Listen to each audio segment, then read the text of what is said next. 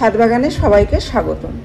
তো বন্ধুরা, খুব সহজেই অ্যারেলিয়া গাছের কাটিং থেকে কিভাবে চারা তৈরি করা যায়, নতুন নতুন গাছ তৈরি করা যায়, সেই সব নিয়েই আজকে আলোচনা করব।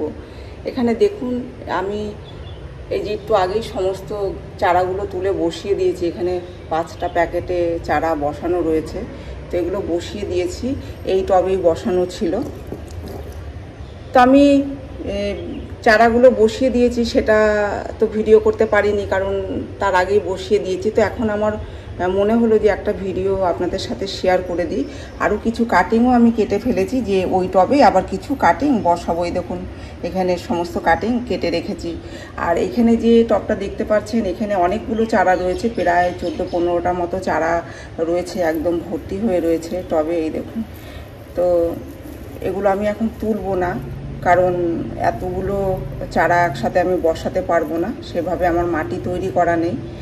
তো সেই কারণে এটা আমি তুলবো না বলেই রেখে দিয়েছি। যেটা তুলেছিলাম এই টব থেকে তুলেছিলাম, এই যে 5টা বসিয়েছিলাম, তো সেই গাছগুলো বেশ বড় বড় হয়ে গেছে বলে আমি প্যাকেটে বসিয়ে দিয়েছি, নতুন করে আবার কাটিং বসাবো বলে। দেখুন, এখানে যে অ্যারেলিয়াটা রয়েছে, এই অ্যারেলিয়া গাছটা কিন্তু রোদ্দুর পছন্দ করে। একে কোনো রকমভাবেই ইনডোরে রাখা যায় না। ইনডোরে রাখলে গাছের পাতা ঝরতে থাকে, হলুদ হয়ে যায়। আর এখানে আরও একটি প্রজাতির অ্যারেলিয়া রয়েছে। এই দেখুন, এটা পুরোপুরি ইনডোর, ভালো আলো বাতাস আসে, এরকম জায়গায় রাখলেই কিন্তু এই গাছটা ভালো গ্রো করে যায়। তো এখানে দেখুন, এখানেও আমি কাটিং থেকেই গাছ করেছি। এখানে 4টে কাটিং বসানো রয়েছে, তার থেকেই কিন্তু সুন্দর হয়ে গেছে। তো কাটিং থেকে আমরা কত সহজে গাছ তৈরি করতে পারি, তো সেই সব নিয়েই আজকের এই ভিডিওটি দেখতে থাকুন। আর যেহেতু আমি কাটিং কেটে ফেলেছি, তবুও এখানে দেখুন, এই যে সেই মেন গাছটা, এর যে আগে সমস্ত কাটিং কেটেছি, তো তার কুশি সমস্ত বের হয়েছে। দেখুন, একটি কাটলে এরকমভাবে 2-3টে বের হয়ে যাবে। দেখুন, এটাতে আবার 3টে দেখা যাচ্ছে। এই যে 3টে বের হয়েছে ডাল, এখানে 2টো ডাল বের হয়েছে। প্রত্যেকটা গাছের যে কাটিংগুলো কেটে নিয়েছি, প্রত্যেকটা আগায় 2-3টে করে এরকম কুশি দেখা যাচ্ছে।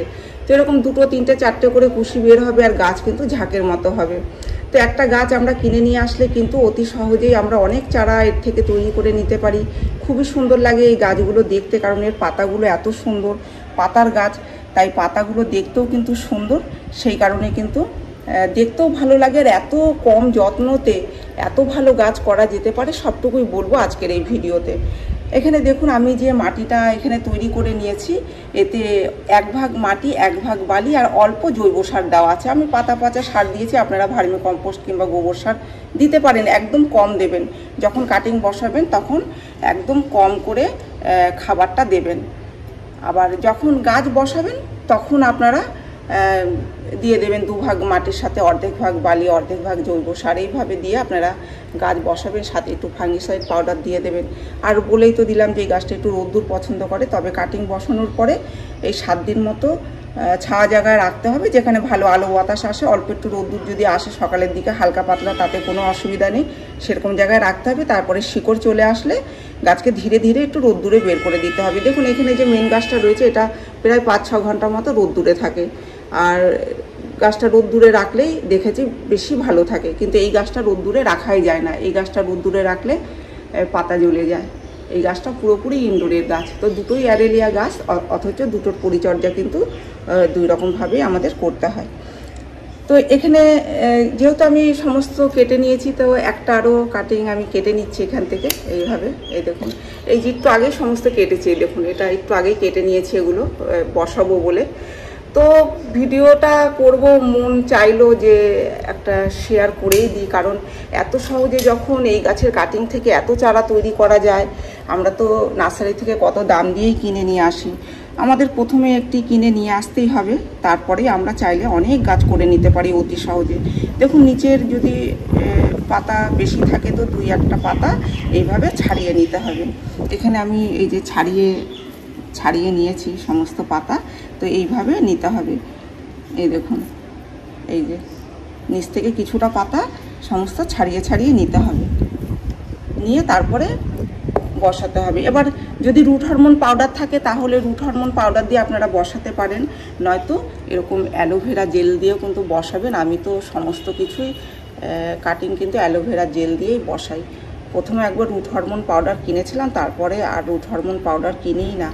কারণ অ্যালোভেরা জেলেই কিন্তু খুব সুন্দর শিকড় চলে আসে। আর এই যে পাতাগুলো দেখতে পাচ্ছেন, এই পাতা নষ্ট হবে না, খুব বেশি হলে একটা দুটো পাতা হয়তো নষ্ট হবে, নয়তো যেমন পাতা তেমনই থেকে যাবে। তাহলে কত সুন্দর বলুন তো পাতার গাছ, অথচ পাতা নষ্ট হচ্ছে না। মানে এটাই তো খুশি, যে খুশি হয় মনের ভেতরে যে পাতাগুলোও নষ্ট হয়ে যাচ্ছে না। আমরা কি করি, যখন কাটিং বসায় অনেক গাছের কাটিংয়ের থেকে কিন্তু পাতা ঝরে পড়ে যায়, আর এর কাটিং থেকে কিন্তু কোনো পাতাই ঝরে পড়ে নাই। দেখুন একটি পাতাও কিন্তু ঝরে পড়েনি। তবে মাঝে মাঝে এরকম দেখেছি যে একটু হলুদ হলুদ হয়ে যাচ্ছে, তো সেগুলোকে তুলে ফেলে দিয়েছি। আর বাকি সমস্ত পাতাগুলোই ভালো রয়েছে, এখানেও তাই, এগুলোতেও তাই।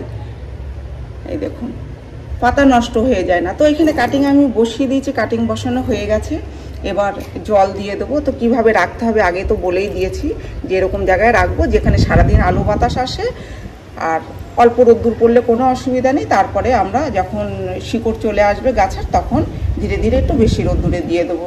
তো এইভাবেই গাছ করুন, আর দেখুন কত সুন্দর গাছ হচ্ছে। তো আমি এটা তুলবো না বলেছিলাম, দেখুন এখানে আরেকটি কাটিং রয়েছে, তো আমি বসিয়ে দেবো। এই দেখুন শিকড় এসেছে,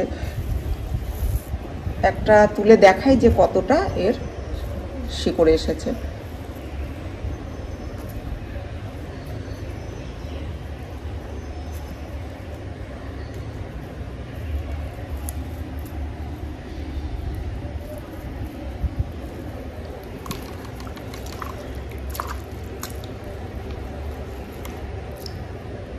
এই দেখুন সুন্দর শিকড় চলে এসেছে। তো এইভাবে আপনারা অতি সহজে গাছ করুন। ভিডিওটা ভালো লাগলে লাইক করবেন, কমেন্ট করবেন, আর চ্যানেলটিকে সাবস্ক্রাইব করবেন। আপনারা গাছ লাগান, ভালো থাকুন, সুস্থ থাকুন। দেখা হবে পরের ভিডিওতে।